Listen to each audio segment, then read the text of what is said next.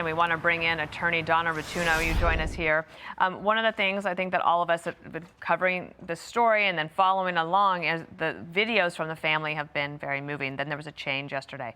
Just to put them all together, let's play them for you here. We are ready to talk. However, we live in a world where voices and images are easily manipulated. We need to know, without a doubt, that she is alive and that you have her. Whoever is out there holding our mother, we want to hear from you. We haven't heard anything directly. We beg you now to return our mother to us so that we can celebrate with her. This is the only way we will have peace. This is very valuable to us, and we will pay. We believe our mom is still out there. We need your help. She was taken and we don't know where. And we need your help. That last video is the final one, came out late yesterday afternoon, about 2 hours before that supposed deadline. What do you make of that change? Well, obviously, I mean, you look at the beginning, and in those videos in the beginning, they're begging for her return. They're saying, we'll do anything, we want her back. There's obviously a belief at that point that she's alive. They're saying, show us a sign of life, anything that you can do, and we'll work with you. And then it went into, you know, we'll pay, we're willing to pay, and then we moved to give her back to us so we can celebrate her. That's almost like a statement. Maybe we don't believe she's still alive. Just give us her body so we can do what we need to do to honor her and bury her. And she was a religious woman, do what they wanted to do. The last video, though, I think was very interesting. It clearly was not scripted. I think these other videos she's reading off of a paper maybe helped by the FBI to say these are the words that you should be using if speaking to captors. But that last video by Savannah was clearly Savannah on her own saying this is a time of desperation and do what you can for us. When Randy Sutton was talking about the ransom being a red herring, yes. I saw you shaking your head in agreement. How real then is the possibility that this was a crime in motion inside the house and she got caught up in it?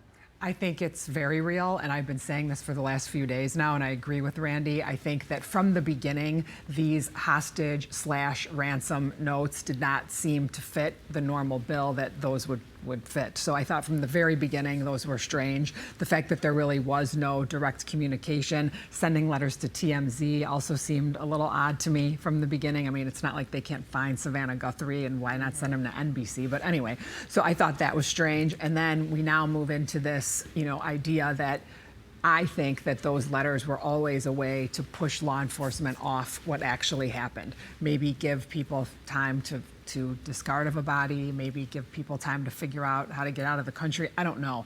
I don't know what happened, but it does seem that someone that had access to her was able to commit this.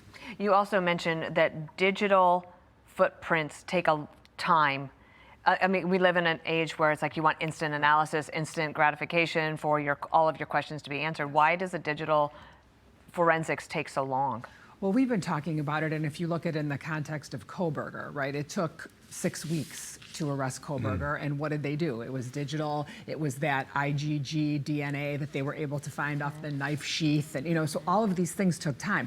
But in that case, you had 4 dead bodies, and so the police had time to do what they needed to do to investigate, to try to get the right person. Right here, when you don't have a body that you're looking for and you're hoping someone is still alive, it's very difficult to wait on those digital data points and pieces of evidence. So I think now that's really the problem. Randy was talking about DNA swabs. What did you take from that? Well, I took, like, I think he's probably right. I mean, if you're swabbing people that had access to the house, you're either doing it for 1 or 2 reasons, to include or exclude, right? So it's not. But that would begin with the family, correct? Correct. And then possibly lead to maybe contractors who had worked there recently, or maybe even caretakers? For sure. Now, the problem with family, though, is that family would be in that house anyway. All the time. So family, you'd get a hit on family. That doesn't mean that they were involved in a crime, right? So that's the problem with that. But in terms of even people who were there working, right, again, we're going to either include or exclude.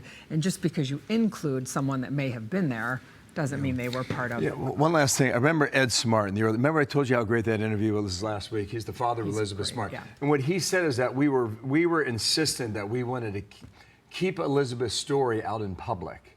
which required them to have press conferences. And now, I mean, so many years later, you know, Savannah can go to her kitchen and record an Instagram video, and we all watch it together and distribute it to the world.